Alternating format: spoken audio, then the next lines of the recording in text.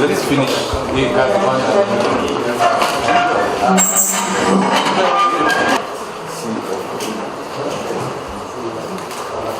Stand up. Let's do KTM class.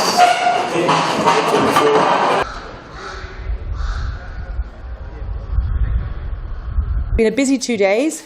We've done stadium walkthroughs for every stakeholder group. We've looked and started the space planning that we need for an event that's pretty much twice the size of the under-18s. It's one more day. There are 6 more events. There's a 25% increase in countries who will attend. There'll be double the number of athletes and officials. We had just over 1,000 for the under-18s. There'll be around 2,000 here for the under-20s. And we expect 4 times the number of media. And you say that it's going to be great.